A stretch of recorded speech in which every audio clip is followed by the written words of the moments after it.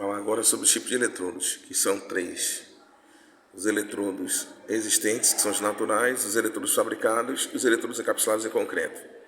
Os eletrodos naturais são os eletrodos oriundos justamente da fixação, da fundação na estrutura do solo, onde você vai fazer, vai erigir, vai levantar um prédio ou um imóvel, alguma coisa assim.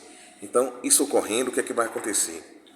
Os próprios parafusos de fixação das fundações de concreto, eles que vão servir como eletrodos. E a estrutura metálica funciona como condutor de aterramento. Ou seja, a estrutura da fundação da casa, aqueles chamados vergalhões, eles, por conta de estarem fixados no solo, eles vão fazer justamente essa capacidade de condutor de aterramento. E a estrutura em si da fundação vai ser o condutor de aterramento. Aí ele sinaliza aqui na utilização desse sistema deve-se assegurar que haja uma perfeita continuidade em todas as partes metálicas.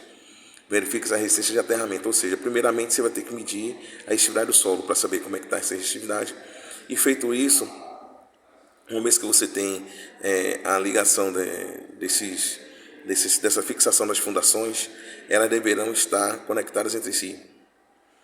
Essa conexão delas entre si que vai fazer com que ela tenha aqui potencialidade e ela não vai ter risco de ter alguma diferença de potencial por conta da própria estrutura conectada, fincada no solo. Já os eletrodos fabricados são os eletrodos conhecidos como haste de aterramento. Aí você tem, quando o solo permite, geralmente mais satisfatório o uso de poucas hastes profundas do que muitas hastes curtas. Então, justamente, é mais vantajoso você fixar, uma vez que você adentrando nas camadas do solo, onde você tem a fundação que você vai fazer o aterramento, se você fixa esse aterramento maior, com maior profundidade, você vai ter um aterramento mais consistente. Hoje em dia está se usando haste de aterramento de 15 a 30 centímetros.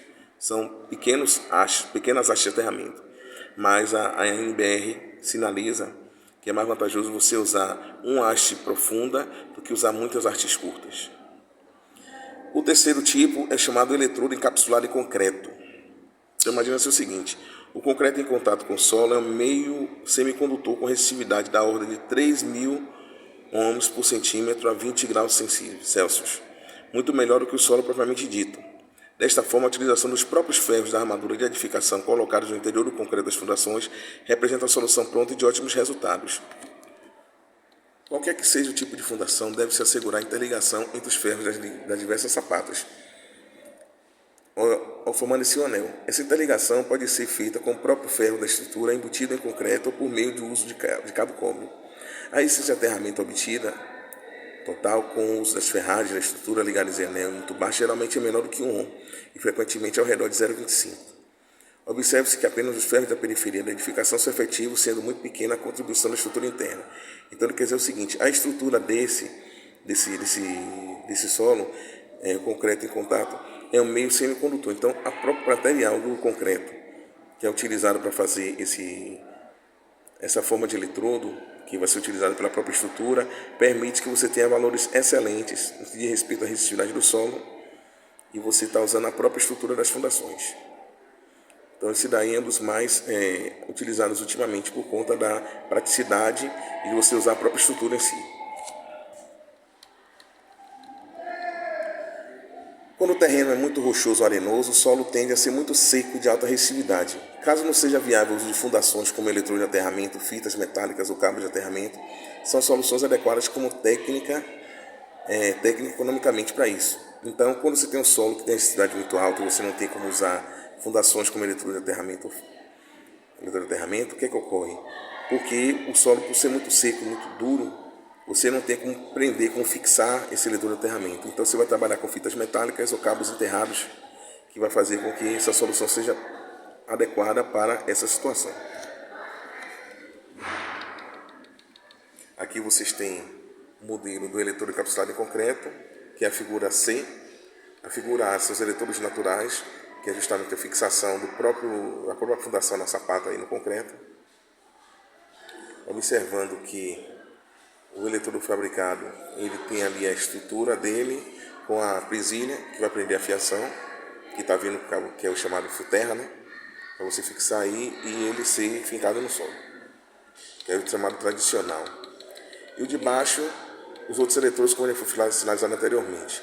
Você pode usar uma fita de cobre ou um cabo de cobre enterrado. E pode usar também a malha de aterramento.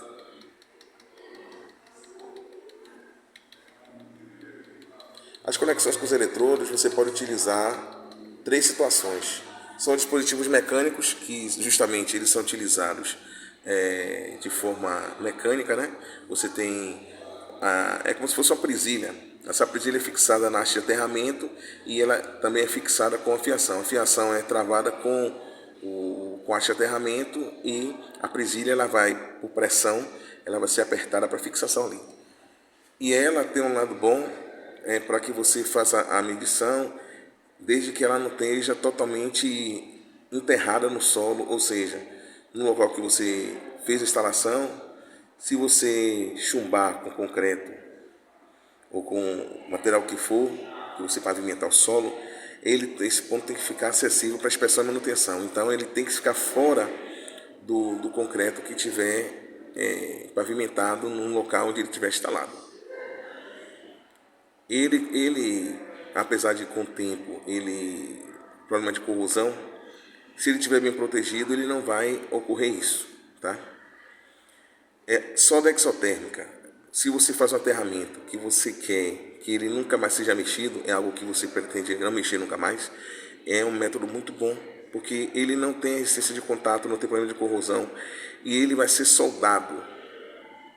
Agora a questão toda é o seguinte, ele requer emprego de mão de obra especializada e não pode ser utilizado em locais onde haja presença de misturas explosivas, ou seja, a solda exotérmica, como o próprio nome fala, você vai trabalhar com uma espécie de solda que você vai fundir um eletrodo de material de solda para que ele prenda justamente